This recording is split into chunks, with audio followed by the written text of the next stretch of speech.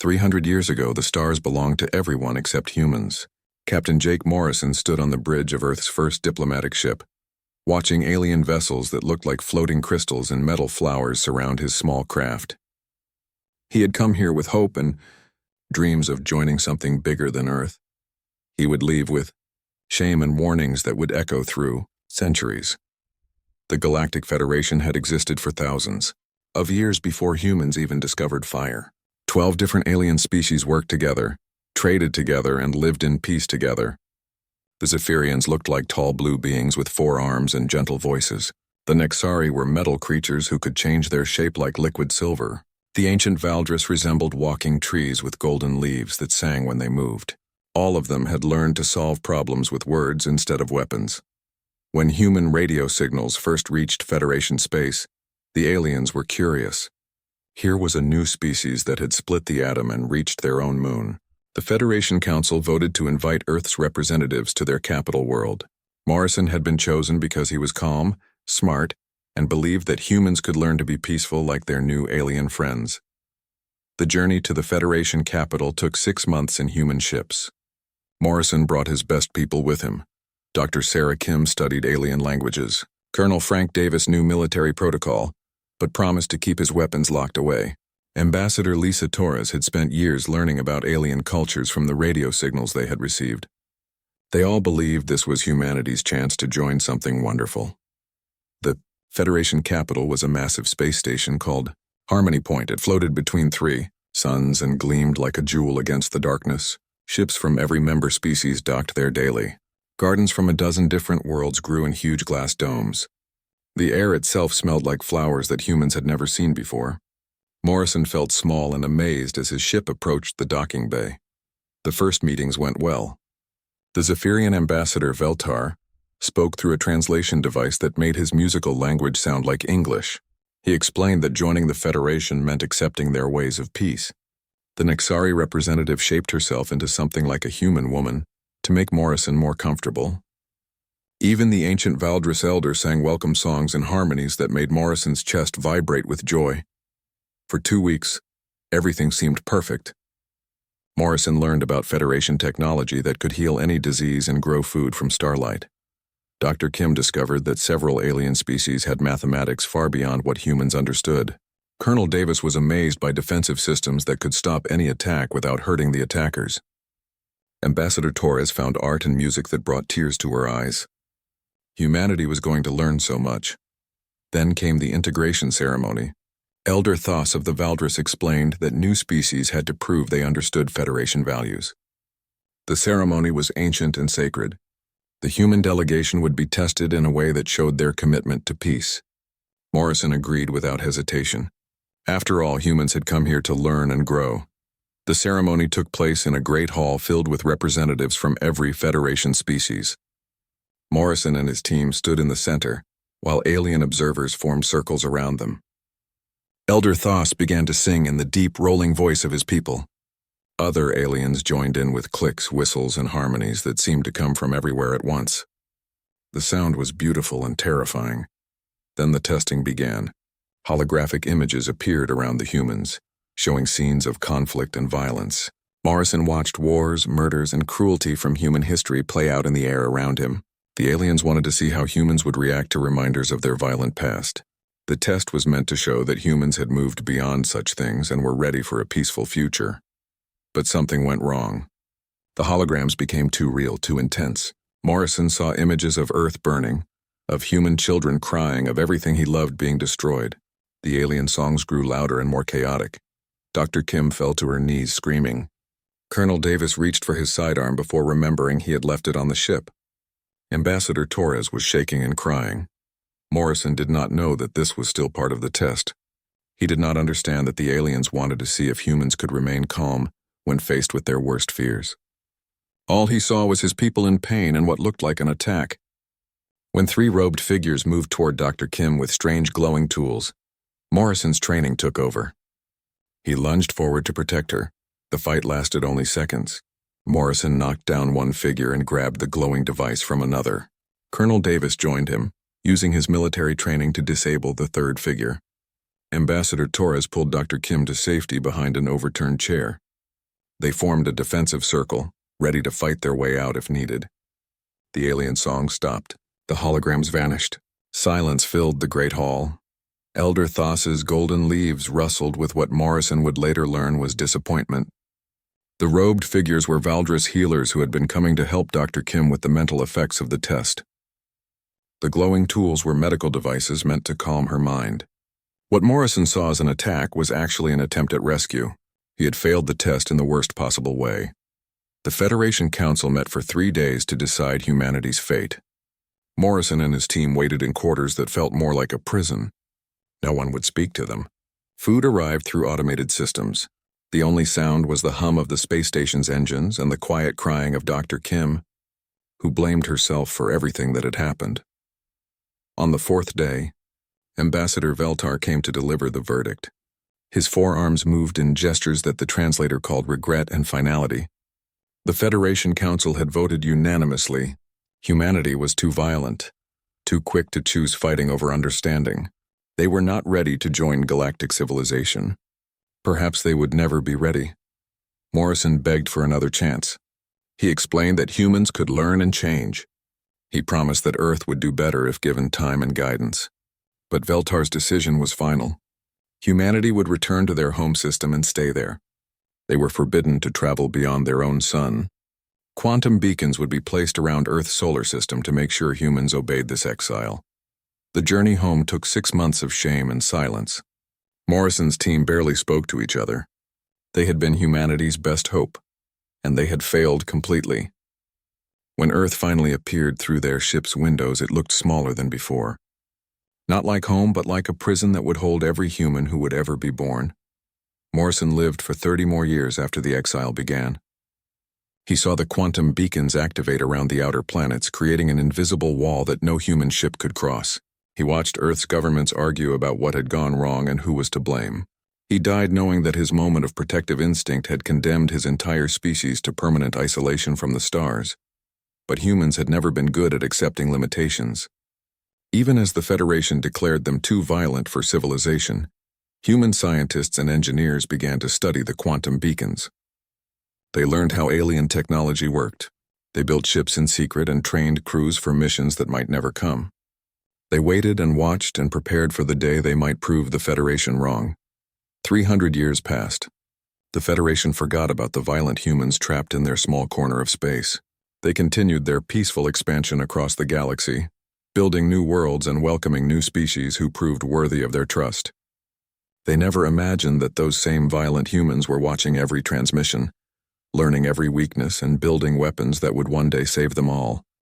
Commander Elena Rodriguez floated in the asteroid belt, 300 years after Captain Morrison's failure, watching her ship take shape around her. The UES Phoenix was humanity's greatest secret, built piece by piece in the darkness between Mars and Jupiter, where Federation sensors could not reach. Elena's grandfather had been on Morrison's diplomatic mission, and she carried that family shame like a weight in her chest. The Phoenix did not look like any ship humans had built before. Dr. Marcus Webb's engineering teams had spent decades studying fragments of Federation technology found floating in the outer solar system. Pieces of metal that bent light around themselves, energy cores that produced power from empty space, computer systems that thought faster than any human mind. All of it had been reverse engineered and improved. Elena walked through the ship's corridors, checking systems that would have seemed like magic to Morrison's generation. The adaptive shield matrix could change its properties in milliseconds, becoming solid against physical impacts or transparent to energy weapons. The quantum disruption array could tear holes in space itself, disabling enemy electronics through focused dimensional instability. Human ingenuity had taken alien scraps and made them into something new. Lieutenant Ryan Parker met Elena in the tactical center, surrounded by holographic displays showing every Federation ship design he had cataloged over the years. Ryan was thin and pale from spending too much time studying alien combat patterns.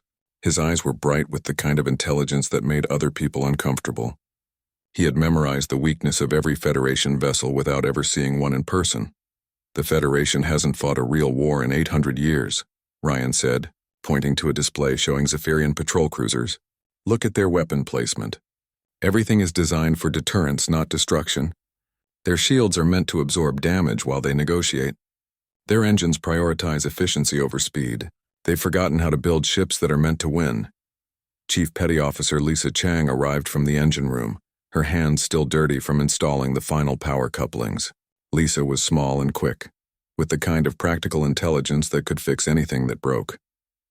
She had spent 5 years building the Phoenix's revolutionary engine system, combining human fusion technology with alien quantum mechanics in ways that should have been impossible. The power core is online, Lisa reported. We're generating twice the energy output of any Federation ship half our size. The alien technology is incredible, but they use it so carefully. We've pushed it past every safety limit in their manuals. If this ship doesn't kill us, it's going to be amazing. Ensign Ben Taylor looked up from his communications console, where streams of alien data flowed across dozens of screens. Ben was young and eager, with the gift of understanding how different species thought and communicated. He had been monitoring Federation transmissions for 10 years, learning their languages and customs from stolen signals. He knew more about alien culture than most aliens did. I've been tracking Federation expansion patterns, Ben said. They've settled 16 new systems in the last century. Their population is growing, their technology is advancing, and they're happier than ever. Sometimes I wonder if they were right to exile us. Maybe the galaxy really is better off without human violence, Dr. Claire. Watson entered the command center carrying a medical scanner and wearing the tired expression of someone who had been working for 36 hours straight. Claire was brilliant and stubborn, with expertise in both human medicine and alien biology. She had studied every piece of Federation medical data she could find, learning how to heal species she had never met. The bio-neural interfaces are calibrated, Claire announced. I've adapted Federation medical technology to work with human physiology. Our reaction times will be faster, our coordination will be perfect, and our bodies will handle G-forces that would kill normal humans. We've basically turned ourselves into living weapon systems. Elena gathered her crew around the holographic display table, looking at each of their faces. These 5 people represented humanity's best hope of ever leaving their solar prison. They had trained together for years, building trust and friendship while preparing for a mission that might never come. They were more than a crew. They were family. The Federation thinks we're still the same violent primitives they exiled 3 centuries ago, Elena said. They don't know we've been watching them, learning from them, improving on everything they taught us. They made us outcasts, so we became something they never expected. We became better than them. Ryan pulled up tactical analyses of Federation fleet formations. Their entire military doctrine is based on overwhelming defensive capability. They surround enemies with so many ships that fighting becomes pointless. But that only works against civilized opponents who can be convinced to surrender. Against something that doesn't care about taking casualties, their tactics would collapse immediately. Lisa activated a hologram of the Phoenix's engine core. We've combined human mechanical engineering with alien energy manipulation. The result is a ship that can overcharge every system simultaneously. Federation vessels are built for long-term stability. Ours is built for short-term dominance. We burn bright and fast. Ben displayed communication intercepts from across Federation space. Their news feeds are full of stories about artistic exhibitions and scientific discoveries. Their military reports discuss patrol schedules and training exercises. They haven't mentioned threats or dangers in decades. They've become so peaceful that they've forgotten danger exists. Claire brought up biological scans of different alien species. I've studied their physiology through medical journals they broadcast openly. Most Federation species have evolved beyond physical aggression. The Zephyrians have no adrenaline response. The Nexari feel physical pain more intensely than humans feel emotional pain. Even their soldiers are designed for peacekeeping, not warfare. Elena walked to the viewport, looking out at the stars that had been forbidden to her species for so long. We've spent 300 years in exile, and we've used that time well. We know everything about them, and they know nothing about us. We've built weapons they can't imagine and developed tactics they can't counter. The question is what we do with all this preparation. The Phoenix was more than a ship. It was a symbol of human persistence and ingenuity. Every system had been tested and retested. Every crew member had been trained to perfection. The vessel could outfight anything in Federation space and outrun anything it couldn't fight. It was ready for whatever mission awaited. But Elena and her crew were still prisoners in their own solar system. watching a galaxy that had moved on without them. The quantum beacons around the outer planets still glowed with their warning signals. The Federation still considered humanity too dangerous for civilization. Nothing had changed except human capability. Elena returned to her command chair, surrounded by the most advanced technology humanity had ever created. "We wait," she told her crew. "We watch. We stay ready. And if the galaxy ever needs the kind of help that only violent primitives can provide, we'll be here." Outside the viewport, the stars continued their ancient dance, carrying radio signals from 1,000 peaceful worlds. The Federation was out there somewhere, building and growing and living in harmony. They had forgotten about the humans they had exiled. But the humans had never forgotten about them. The Phoenix drifted silently through the asteroid belt, a predator disguised as debris. Its crew monitored alien transmissions and maintained their skills and waited for a call that might never come. They were humanity's secret weapon, hidden in plain sight, ready for the day when the galaxy might need exactly the kind of violent help that only humans could provide. The first warning came as a whisper across the void. Ben Taylor was monitoring routine Federation communications when his instruments detected something wrong with the signals from the outer rim. The usual chatter about trade routes and scientific expeditions had stopped. Instead, there were fragments of panicked transmissions in languages he barely recognized, speaking of stars that had gone dark and ships that never returned home. Elena joined Ben at his communication station, watching data streams that made no sense. Entire star systems had simply vanished from Federation communication networks. Not destroyed or conquered, but erased as if they had never existed. The radio waves that should have carried normal signals from a dozen worlds showed only empty static. "How do you make a star disappear?" Ben asked, his voice tight with confusion. The Rigel system had 12 billion Zephyrians living there last week. Now there's nothing. No distress calls, no evacuation signals, no automated beacons. It's like the entire system just stopped existing. Dr. Claire Watson analyzed the linguistic patterns in the emergency broadcasts that had managed to escape before the silence fell. Her translation programs worked frantically to decode messages sent in panic by species facing something beyond their understanding. The words that emerged painted a picture of terror that made her hands shake as she typed. "They call them the Void Harvesters," Claire reported to Elena's assembled crew. "According to these fragments, they're ancient entities that consume entire civilizations.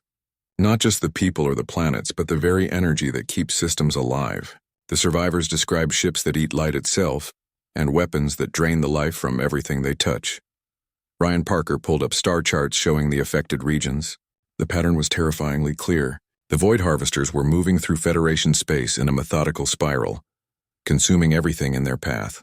They had already devoured 3 major systems and were heading toward the core worlds where billions of aliens lived in peaceful ignorance of their approaching doom. The Federation's most advanced reconnaissance fleets went to investigate the disappearances, Ryan said, highlighting ship movements on his tactical display. 27 vessels equipped with the latest sensors and defensive systems. None of them came back. Whatever these harvesters are, they're destroying Federation technology without effort. Lisa Chang ran calculations on her engineering console, trying to understand technology that violated every law of physics she knew. The energy readings from the affected systems don't make sense. It's like something is converting matter directly into a form of energy that our instruments can't detect. They're not just destroying civilizations, they're feeding on them. More fragments of alien communications reached the Phoenix as Ben fine-tuned his receivers. Desperate messages from Federation Admiral Corthes described impossible enemy vessels that phased in and out of normal space. Nixari engineering reports spoke of weapons that adapted to every defense within minutes. Valdris scholars transmitted ancient warnings about entities that should have remained dormant until the end of time. Claire discovered references to the Void Harvesters in the oldest Valdris historical records, buried in mythological texts that most Federation citizens considered fantasy. "They're not invaders from another galaxy," she explained. "They're natives. They ruled this part of space millions of years ago, before any of the current species evolved. Something made them go dormant, and now they're waking up hungry." The Phoenix crew watched in horror as more systems fell silent. The harvesters moved faster now, as if feeding on destroyed civilizations gave them strength for the next attack. Federation emergency broadcasts became increasingly desperate. Their military commanders admitted they had no effective weapons against an enemy that absorbed energy and phased through solid matter. Elena realized the terrible truth as she studied the tactical reports.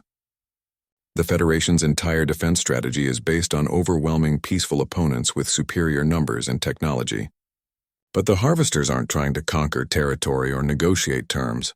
They're just consuming everything they encounter. All of the Federation's diplomatic advantages are useless. Ryan tracked Federation fleet movements as they attempted to mount a coordinated defense. They're trying to fight like they always have, surrounding the enemy with massive formations and hoping superior firepower will force a surrender. But you can't negotiate with something that wants to eat you. Their tactics are worse than useless against this kind of threat. The worst news came from the core systems where Federation leaders lived in their crystal palaces and floating gardens. Government broadcasts admitted that their most advanced weapons simply fed energy to the Void Harvesters, making them stronger. Their defensive shields were penetrated by enemies that could exist partially outside normal space. Their fastest ships were too slow to escape creatures that moved through folded dimensions. Ben intercepted a transmission that made Elena's blood freeze. The Zephyrian homeworld, first and greatest of the Federation species, was preparing for evacuation. Ambassador Veltar himself broadcast a final message to the galaxy, his musical voice distorted by fear and desperation. We who brought peace to the stars cannot defend ourselves from this ancient hunger. May whatever species survive remember that we tried to build something beautiful. Claire analyzed biological data from refugee ships that had escaped the Harvester attacks. What she found was worse than death. They don't just kill their victims. They convert living beings into some kind of energy matrix that powers their technology. The survivors described seeing their friends and families absorbed into the enemy ships, still conscious but trapped in a state between life and death. Elena stood before the tactical display showing the Harvesters' inexorable advance toward the heart of Federation space. In a matter of weeks, they would reach worlds containing trillions of sentient beings who had never known war or violence. The peaceful civilizations that had exiled humanity for being too aggressive were helpless against an enemy that understood only consumption. The Federation banished us for being violent primitives, Elena said to her crew. They said we were too dangerous for civilized space. But now their civilization is dying, and they have no defense against something that doesn't share their values of peace and negotiation. They need exactly the kind of help they swore they would never accept. The final transmission from the Zephyrian homeworld came as Elena watched the star system's light begin to dim. Veltar's last words carried across space with the weight of a species facing extinction.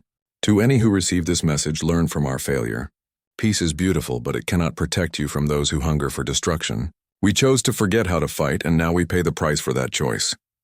The Phoenix drifted in the asteroid belt as its crew processed the magnitude of what was happening. The galaxy's greatest civilization was being devoured by ancient horrors that fed on life itself. Soon the Harvesters would finish consuming Federation space and turn their attention to every other inhabited system, including Earth.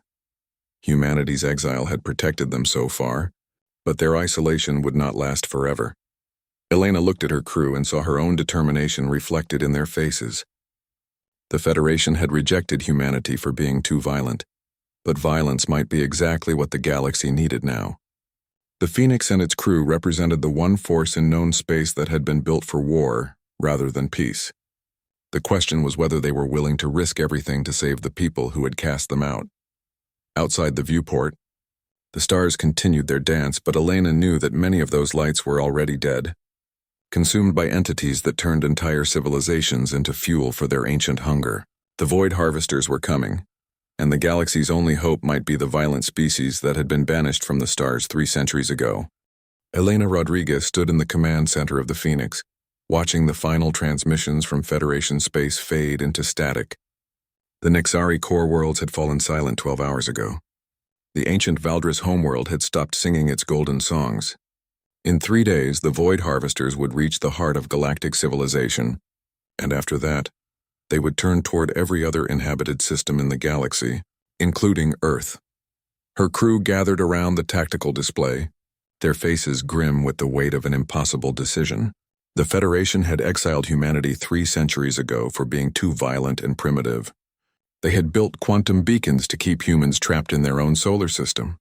They had forgotten about Earth entirely, dismissing an entire species as unworthy of galactic citizenship. "We should let them burn," Ryan Parker said, his voice cold with old anger. "They made their choice when they cast us out. They decided that violence was evil, and that humans were too dangerous for their perfect, peaceful galaxy.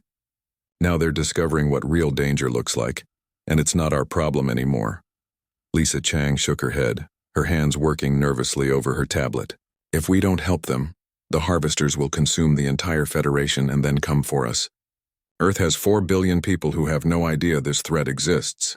We can't protect our home system against something that devoured entire galactic civilizations. Our choice is to fight now or die later." Ben Taylor looked up from his communication console where alien distress signals continued to arrive from the few surviving Federation outposts. "There are children on those refugee ships, families who've never hurt anyone, who spent their lives creating art and studying science and building beautiful things. The governments that exiled us are mostly dead already. These are just innocent people facing something they can't understand."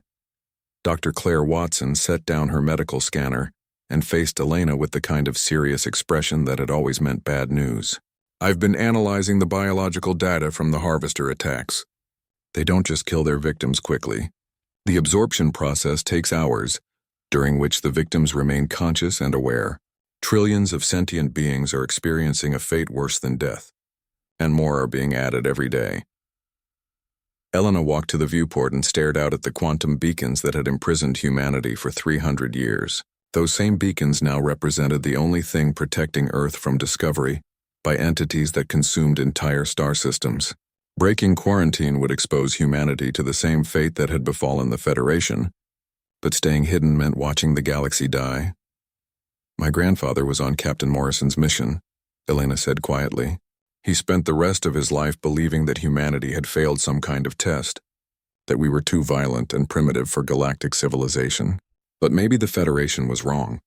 Maybe violence isn't always evil. Maybe sometimes it's necessary to fight for those who can't fight for themselves." Ryan pulled up tactical analyses of the harvester technology, his anger warring with his strategic mind. "Even if we wanted to help, what could one ship do against something that destroyed the entire Federation fleet? We have better technology and training, but they have thousands of vessels and the ability to absorb energy from anything we throw at them. This would be suicide." Lisa activated a hologram of the Phoenix's weapon systems, her engineering passion overcoming her caution. "Our quantum disruption array doesn't feed them energy like Federation weapons do. It tears holes in dimensional space itself. Their phasing ability might actually make them more vulnerable to our attacks. We've designed systems specifically to fight enemies that conventional weapons can't touch." Claire brought up her analysis of harvester biology and behavior patterns. "I found something in the medical records from the refugee ships.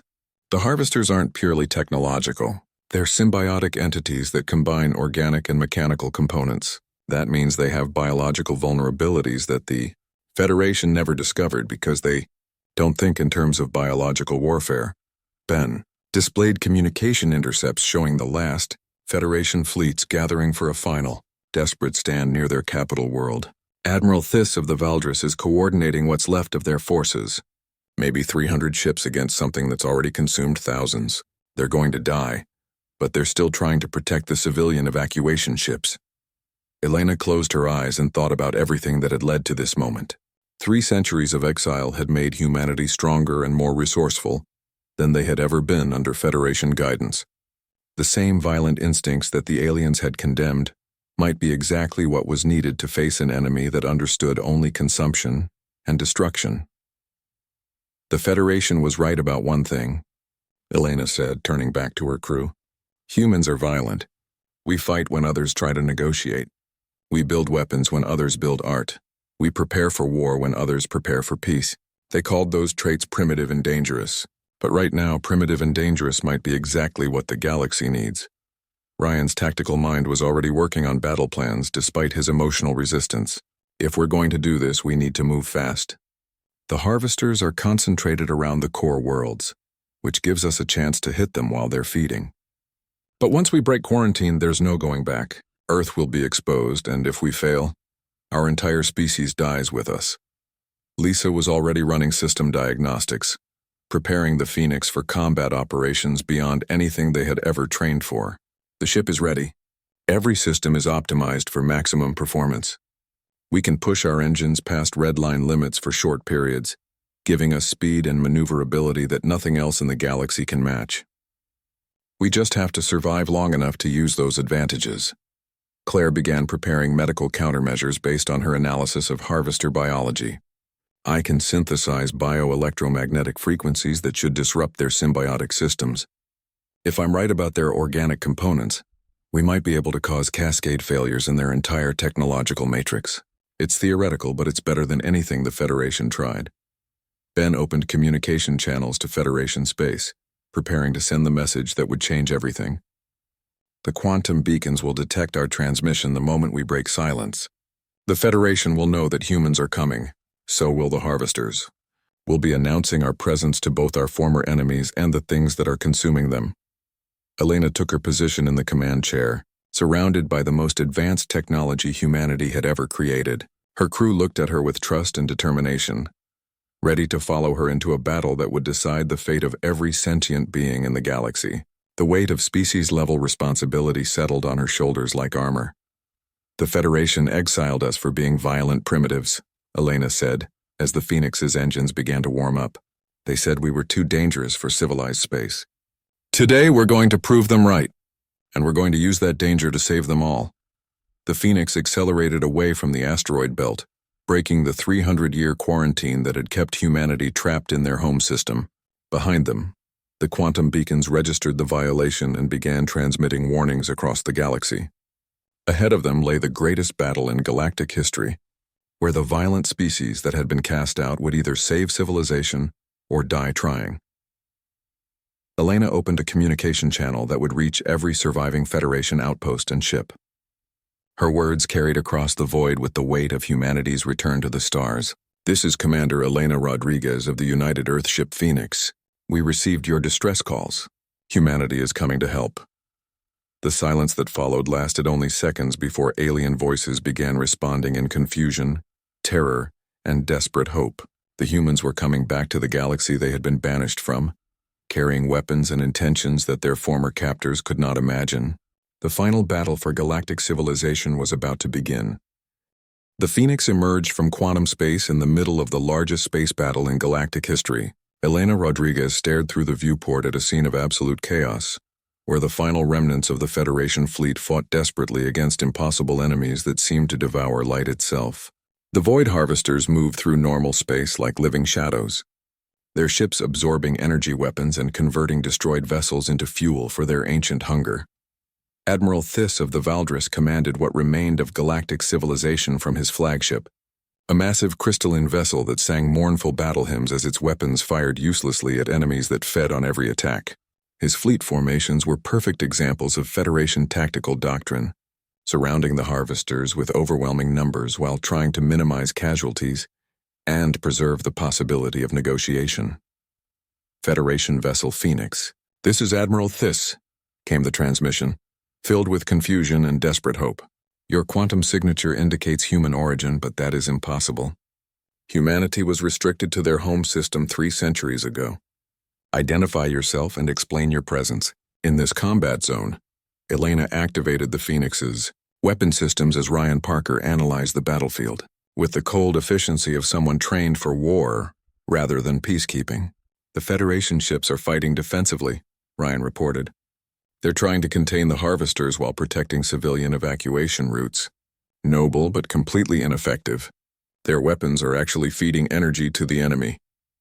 Admiral Thys, this is Commander Elena Rodriguez, Elena responded as she maneuvered the Phoenix toward the nearest group of harvester vessels. Humanity has been watching and preparing for 300 years. We're here to end this threat using methods your peaceful civilization never developed. Recommend you withdraw to minimum safe distance. Lisa Chang pushed the Phoenix's engines past every safety limit as they accelerated toward combat speed. The ship's quantum disruption array charged with energies that would have terrified Federation engineers, while the adaptive shield matrix reconfigured itself for combat against enemies that existed partially outside normal space. All systems redlined and holding, Lisa announced. We're running hot enough to melt most ships, but we'll get maximum performance. The first Void Harvester ship turned toward the Phoenix with predatory interest. its hull rippling with absorbed energy from destroyed Federation vessels. The creature was massive and organic, like a living starship that had been fed on metal and starlight until it became something between biology and technology. Tendrils of dark energy reached out to drain the Phoenix's power systems. Elena gave the order that would change galactic history. Fire. The Phoenix's quantum disruption array unleashed forces that tore holes in dimensional space itself, targeting the structural bonds that held matter together. Rather than trying to overwhelm the enemy with energy, the harvester vessel convulsed as pieces of its hull simply ceased to exist, creating wounds that could not heal or adapt. Dr. Claire Watson activated her bioelectromagnetic frequency generators, broadcasting patterns designed to disrupt the symbiotic relationship between the harvester's organic and technological components. "It's working," she reported as the damaged enemy ship began to lose cohesion. "They're not purely mechanical. The biological elements are failing when exposed to the right frequencies. The wounded harvester ship tried to phase out of normal space to escape, but the Phoenix's dimensional disruption had damaged its ability to exist between realities." Ryan Parker targeted the creature's vulnerable transition points with precision that would have been impossible for Federation gunners trained for deterrence rather than destruction. "Target destroyed," he announced with grim satisfaction.